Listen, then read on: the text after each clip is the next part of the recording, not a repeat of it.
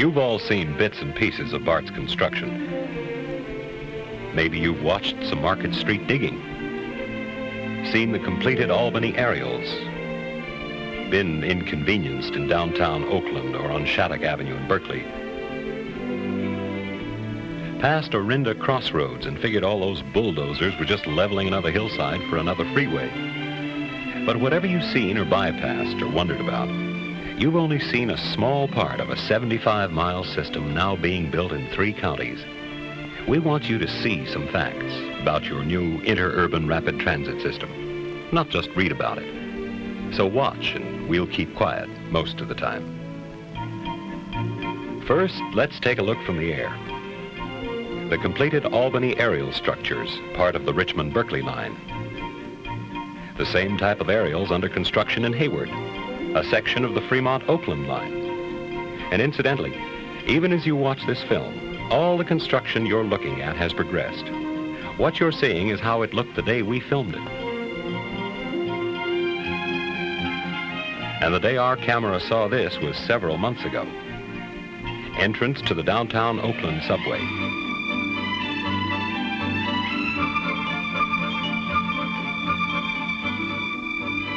The Lake Merritt tidal outfall.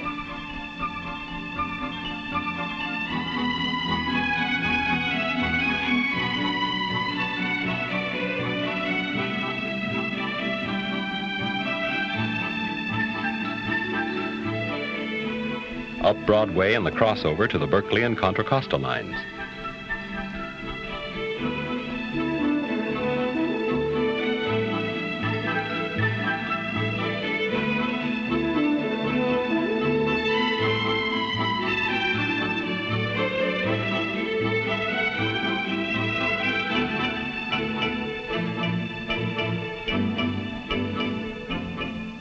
Now let's look more closely. First, getting ready for the Trans-Bay Tube linking Oakland and San Francisco, which will enter the bay at the site of the Oakland Mole, cross under the bridge, and enter the Market Street subway under the ferry building. Pilings that mark the old ferryboat slips must be pulled up and hauled away.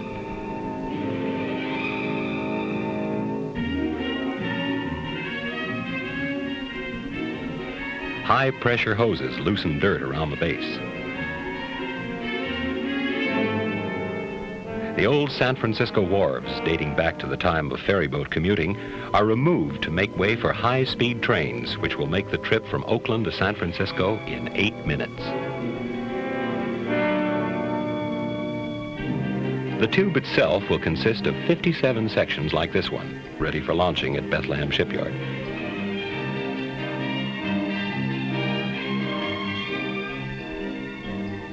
Each double-barreled section is 350 feet long and weighs some 800 tons when it slides into the bay.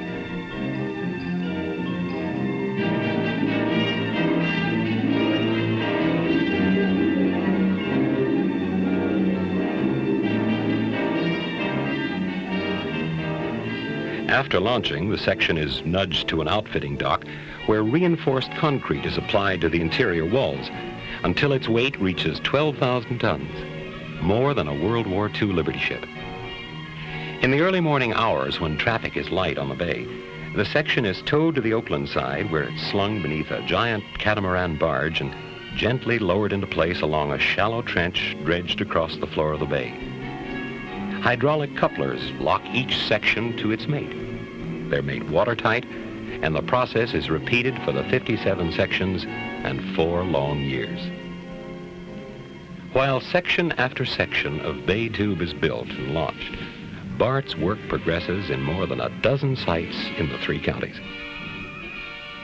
Demolition to make way for aerial structures.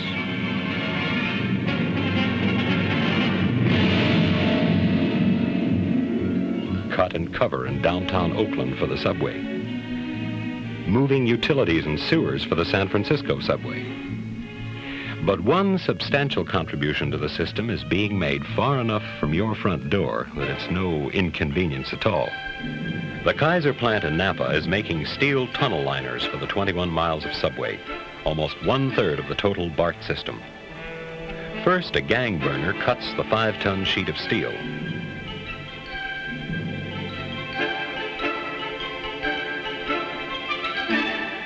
giant magnet lifts the cut piece. After the inside seams are welded, this section will be bent.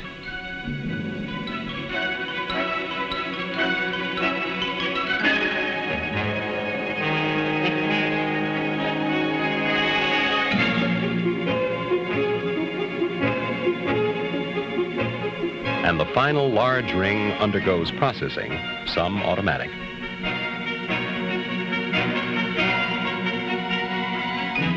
The bent sections go to the huge welding bay.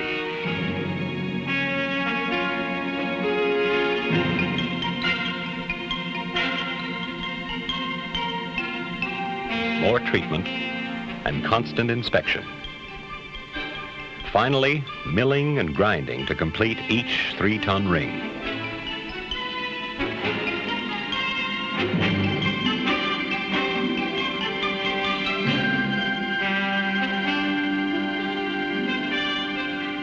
Stacked and stored, ready to be placed in BART subways. Closer to home and part of your surface ride, Orinda Crossroads. These bulldozers were leveling a hillside for a new freeway, not only relocated, but widened to accommodate BART trains in the median strip. It's estimated that this portion of the Concord to Berkeley line will save taxpayers millions of dollars because of the joint use of a narrow transportation corridor by BART and the California Division of Highways. What about the route from Orinda to Berkeley, over the hills where there is no transportation corridor, even a narrow one? The answer is through these hills. We can fly from the east portal, Orinda side, to the west portal in a few minutes. It's taking 2 years to tunnel these hills, but your BART train will make the trip in 3½ minutes. So now the highlight of our Get Ready year, breaking through from the east and west portals of the Berkeley Hills Tunnel. A BART staff member watched the breakthrough, and he reports, Thursday, February 23rd, 1967, 11 p.m.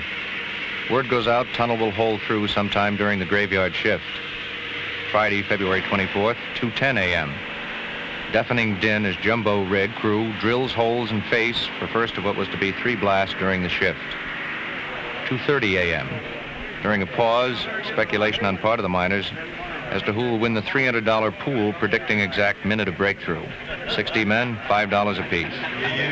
Dynamite set off in small charges for safety of both crews working so close together. Told it would be a long night. 4 a.m.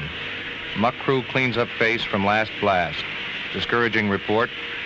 Tunnelers have to install 2 more tunnel rings before another blast. 6 a.m. Exciting news. Tunnelers have opened a 3-foot-long shaft with a drill and can talk to the Orinda crew. Furious work with pry rods enlarges hole the size of a football, and last blast neatly opens the entire top of the face. Both crews move sharply to shore up ceiling, and then, after 446 days of working opposite each other, exchange places in their own type of ceremony.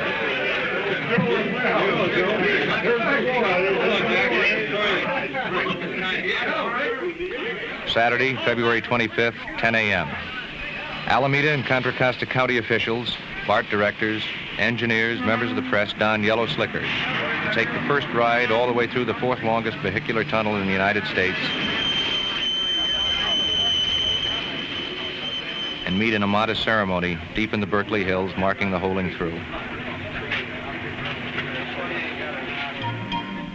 And when your BART train emerges from the Berkeley Hills Tunnel, it will glide along another median strip, that of the Grove Shafter Freeway, so-called missing link in the Bay Area's highway system. BART trains will enter the downtown Oakland subway from the Grove Shafter Freeway median. And you'll enter the same subway from southern Alameda County at 8th and Fallon Streets, a few blocks from BART's headquarters building and automatic train control complex, nerve center for the computerized 75-mile network. Work started on this subway in late fall 1965. A year ago, this section of the subway had progressed this far.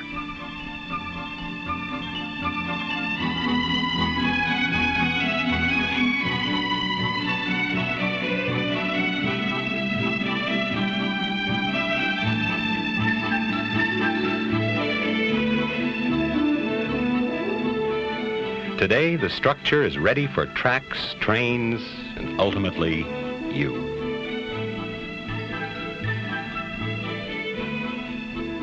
What will the aerials really look like? Completed and landscaped like this.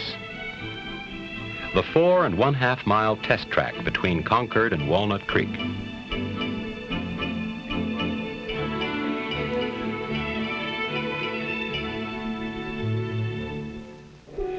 We can't show you the Market Street subway yet. But if you don't like temporary detours, traffic jams, and gaping holes, wait. Construction of the downtown Oakland subway makes a few detours seem like a picnic. And Berkeley pedestrians and motorists are already living with huge excavations. As General Manager B.R. Stokes told the Commonwealth Club in April 1967, "The next 2 years or so will be years of travail, of digging dirt, of erecting steel, of pouring concrete. I pledge that everyone associated with the district will do his level best to deliver this system to you as nearly on schedule as is humanly possible. We've said that it will be the finest in the world. We promise you it will be no less than that." Today, more than half the 75-mile system is under construction. But tomorrow, next month, next year, as heavy construction increases, you'll find more detours, not fewer, more blocked-off traffic lanes and excavations, all of which are necessary inconveniences, but happily temporary. So when you see this, or this, or this, remember, this daily reality of inconvenience is all part of getting ready. Getting ready to bring you the speed, the safety, the comfort and convenience, and the economy of the world's newest interurban rapid transit system.